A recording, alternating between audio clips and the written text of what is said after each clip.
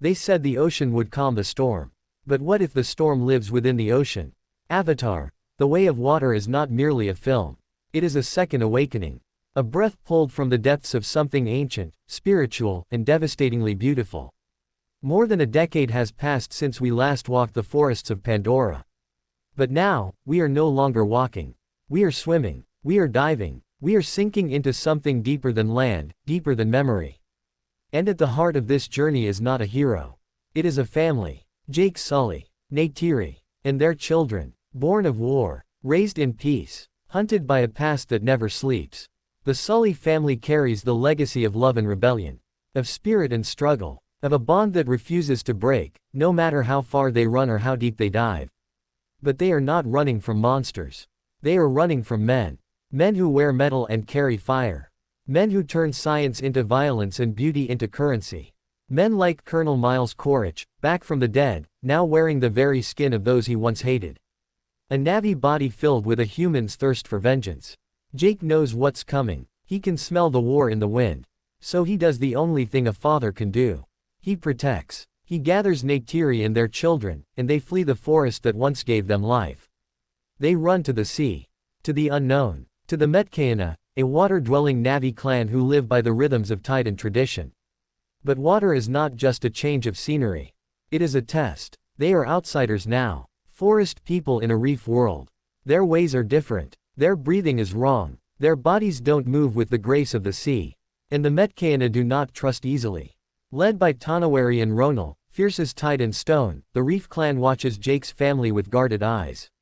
Eyes that have seen invaders before. But the sea does not reject. It teaches. It humbles. It transforms. Jake's children begin to learn.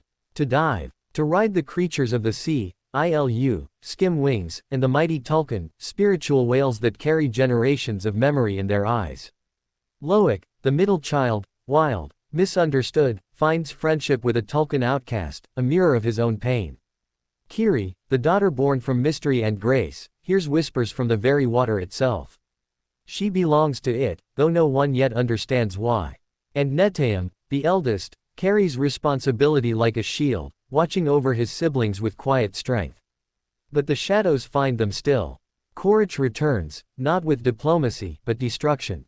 Hunting Jake, using Spider, the human child raised among the Na'vi, as bait and leverage. A child torn between species. A boy who must decide where his soul belongs. The battles come, as they always do. But this time, they come beneath the waves.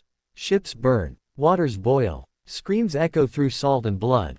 And amidst it all, the Sully family learns what home truly means. It is not a place. It is a people. It is a bond forged not by blood, but by love, sacrifice, and memory. There is pain. Yes, there is loss. Some sons do not return from war. Some tears cannot be dried. But from the ashes of grief rises something immortal, a purpose. Jake Sully, once a soldier, now a father, now a leader, stands not for conquest but for legacy.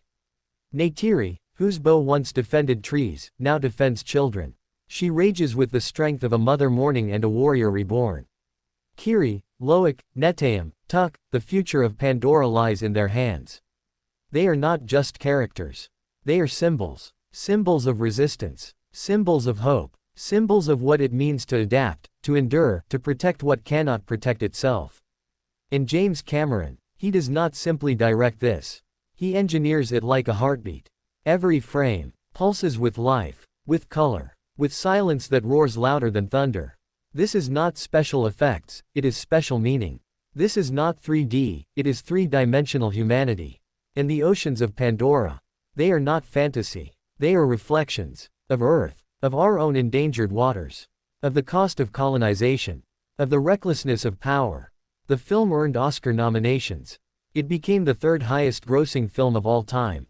It shattered visual expectations. But numbers are not its legacy. Its legacy is this. It reminds us that the future belongs to those who remember where they come from. That healing begins when we stop running from the natural world, and start listening to it. That the way of water is the way of life. Fluid. Eternal. Connected. So let this film wash over you. Let it cleanse the way you see cinema. Let it soak into the way you see family. Let it flood the corners of your soul that have forgotten how to feel. Because the way of water is not the end of a story. It is the beginning of a movement. A movement toward empathy, toward balance, toward something bigger than ourselves. Dive in, stay submerged, let go of breath, and let the truth rise.